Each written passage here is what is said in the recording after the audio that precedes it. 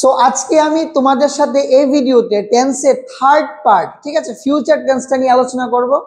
যারা আমার ফার্স্ট এবং সেকেন্ড পার্ট প্রেজেন্ট এবং পাস্ট টেন্সের ভিডিওগুলো দেখোনি, তোমরা একটাবার গিয়ে ভিজিট করতে পারো, লিংক আমি ডেসক্রিপশন বক্সে দিয়ে দিয়েছি। So what is future tense? Future tense কাকে বলে? শোনো বলছি, যেই কাজটা ভবিষ্যতে হয় বা হবে বোঝায়, ঠিক আছে, যেই কাজটা বা যেই কাজগুলো ভবিষ্যতে হবে বা হয় বোঝায় তাকে আমরা কি বলে থাকি?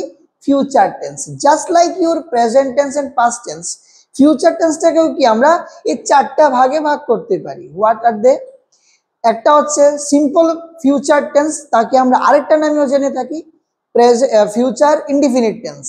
Number 2 future continuous tense. Number 3 future perfect tense, and number 4 is what?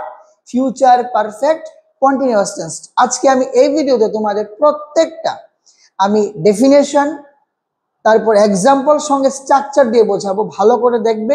আশা করি তোমাদের ভিডিওটা খুব উপকার দেবে। তো চলো দেখি, what is simple future tense? It is used to express N action that will happen in the future. যে অ্যাকশনটা ভবিষ্যতে হবে, ঠিক আছে, যে অ্যাকশনটা ভবিষ্যতে হবে বোঝায়, তার প্রেজেন্টে কোনো এক্সিস্টেন্স নেই, ঠিক আছে, ভবিষ্যতে হবে সেই ধরনের অ্যাকশন বা অ্যাকশনগুলোকে আমরা কি বলে থাকি? Simple future tense or future indefinite tense. চলো তার স্ট্রাকচারটা আমরা এক নজরে দেখে নিই। Subject plus shall oblique will plus V1 plus object. ভালোভাবে জিনিসটা বোঝো। দেখো, সাবজেক্ট অ্যাকর্ডিংলি, ঠিক আছে, আমরা শ্যাল অথবা উইল বসাবো, ঠিক আছে, ফার্স্ট পারসনের সাথে আমরা শ্যাল বসিয়ে থাকি জেনারেলি, আর বাদ বাকি আমরা উইল বসিয়ে থাকি।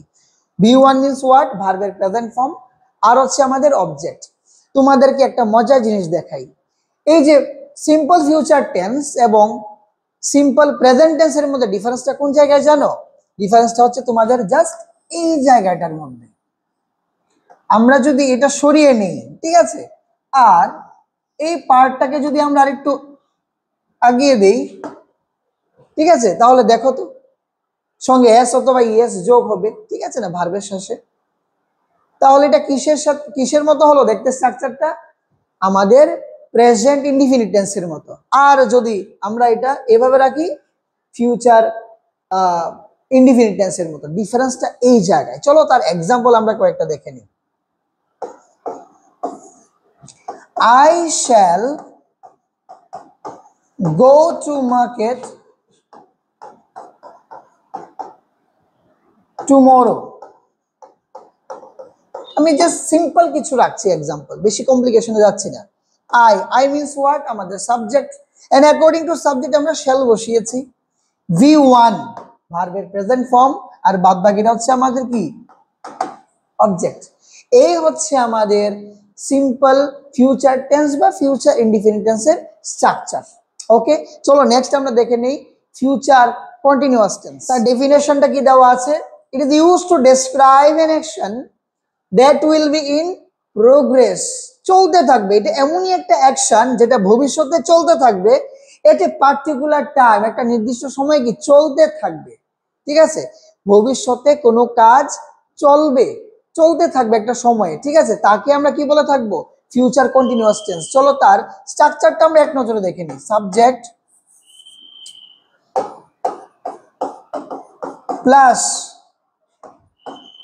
শ্যাল অবলিক উইল প্লাস, সবসময় মনে রাখবে ফিউচার কন্টিনিউয়াস টেন্সে আমরা একটা বি কিন্তু বসাবো, ঠিক আছে, প্লাস V1 প্লাস আইএনজি। যেহেতু কন্টিনিউয়াস টেন্স, আমরা অবশ্যই ভার্বের শেষে একটা আইএনজি অ্যাড করব, প্লাস অবজেক্ট। এই হচ্ছে আমাদের কি?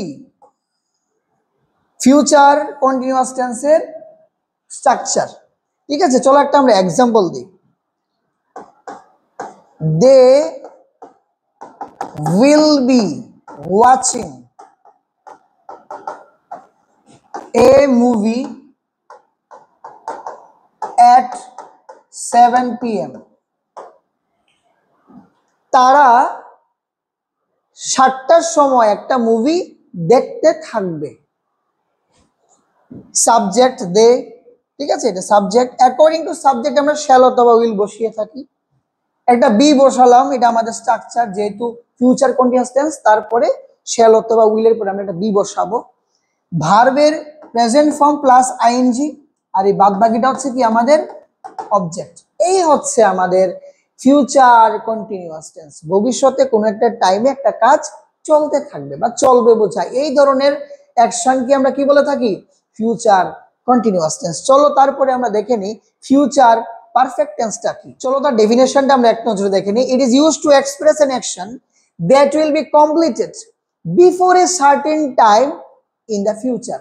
ভবিষ্যতে কোনো একটা কাজ ঘটবে, কিন্তু কি একটা সার্টেন টাইমের মধ্যে বা সার্টেন টাইমের আগে।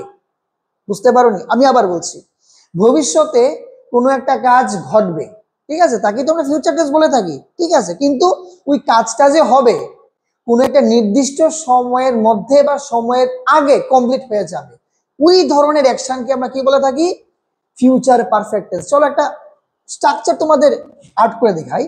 সাপোজ এটা তুমি, ঠিক আছে, তোমার হাঁটাটা, তুমি হাঁটবে, ঠিক আছে, ভবিষ্যতে তুমি হাঁটবে, তোমার হাঁটাটা কমপ্লিট হবে কি, সাপোজ মনে 6 AM, তুমি যে মর্নিং ওয়াকে বেরোচ্ছ, ঠিক আছে, তোমার মর্নিং ওয়াকটা 6 AM এর মধ্যে তোমার কমপ্লিট হবে, ঠিক আছে।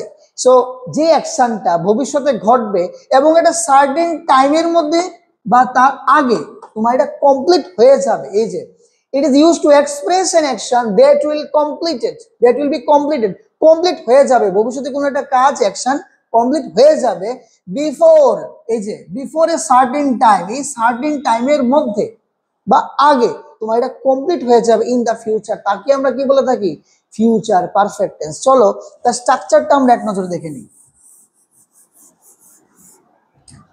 ওকে, সাবজেক্ট প্লাস আমরা বসাবো উইল অথবা শ্যাল,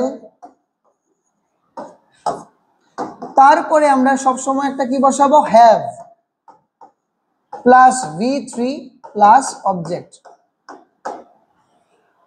যেহেতু এটা পারফেক্ট, আমাদের এখানে একটা হ্যাভ, কিন্তু সরি V3 ভার্বের থার্ড ফর্ম কিন্তু বসবে, ঠিক আছে। যদি এটা পারফেক্ট কন্টিনিউয়াস হতো, এটার সঙ্গে আমরা আইএনজি অ্যাড করতাম, ঠিক আছে। জিনিসটা ভালোভাবে মনোযোগ দিয়ে শুনবে। সো আমরা একটা এক্সাম্পল চলে যাই। He will have done his task by 9 AM.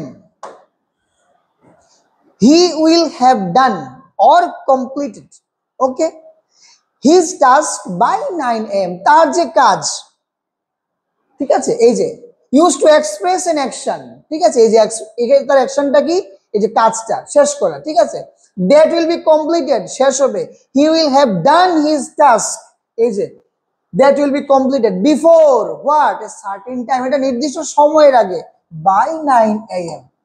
এই ধরনের অ্যাকশনকে আমরা কি বলে থাকি, ফিউচার পারফেক্ট টেন্স।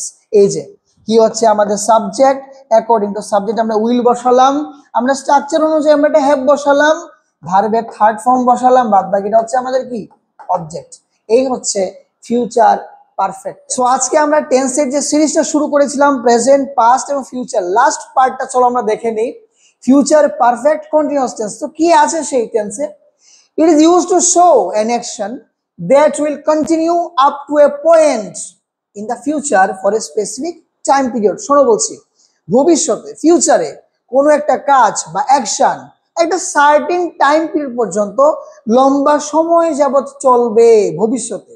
আমি কি বলেছি, কোনো একটা কাজ বা অ্যাকশন ভবিষ্যতে ফিউচারে একটা লম্বা সময় পর্যন্ত চলবে, কন্টিনিউ ফর্মে চলবে একটা সার্টেন পয়েন্ট পর্যন্ত, ওই ধরনের অ্যাকশনকে আমরা কি বলে থাকি, ফিউচার পারফেক্ট কন্টিনিউয়াস টেন্স। চলো তো স্ট্রাকচারটা আমরা এক নজরে দেখে নিই। সাবজেক্ট প্লাস শ্যাল অথবা উইল, সঙ্গে অবশ্যই একটা হ্যাভ প্লাস বিন, যেহেতু কন্টিনিউয়াস আমরা ভার্বের শেষে একটা আইএনজি বসাবো, প্লাস হবে কি আমাদের অবজেক্ট। এটা হচ্ছে আমাদের ফিউচার পারফেক্ট কন্টিনিউয়াস টেন্সের ওয়ার্ড স্ট্রাকচার। চলো একটা এক্সাম্পল দেখি। I shall have been playing football till suppose 6 PM। চলো আমরা একটু মিলিয়ে দেখি স্ট্রাকচার এবং ডেফিনেশনের সাথে এক্সাম্পলটা। I shall have been playing, আমি খেলতে থাকবো কি ফুটবল। এই যে it is use to show an action that will continue up to a point, কয়টা পর্যন্ত? এই যে 6 PM পর্যন্ত, একটা নির্দিষ্ট পয়েন্ট পর্যন্ত আমি 6 PM পর্যন্ত আমি ফুটবল খেলতে থাকবো। ফিউচারে কোনো একটা কাজ, কোনো একটা অ্যাকশন চলতে থাকবে, একটা কন্টিনিউ ফর্মে থাকবে up to a certain point. এটাই হচ্ছে কি আমাদের future perfect continuous tense. So viewers, আশা করি তোমাদের এই ফিউচার টেন্স নিয়ে আর কোনো ডাউট রইলো না। তারপরে যদি একটু ডাউট থেকে থাকে ভিডিওটা আরেকটা বার দেখে নিতে পারো। আমাদের ফার্স্ট পার্ট এবং সেকেন্ড পার্টের লিঙ্ক আমি ডেসক্রিপশন বক্স এবং কমেন্ট সেকশনে দিয়ে দিয়েছি, তোমরা চাইলে একটাবার ভিজিট করে নিতে পারো। সো আজকের ভিডিওতে এতটুকুই রাখছি, দেখা হচ্ছে আরেকটা ভিডিওতে। এবং যাওয়ার শেষে বলতে চাই, যদি ভিডিওটা ভালো লেগে থাকে ফ্রেন্ডসের মাধ্যমে অবশ্যই শেয়ার করে দিও, আর চ্যানেলটা সাবস্ক্রাইব করে অবশ্যই সঙ্গে থাকবে। সো আজকের জন্য টাটা।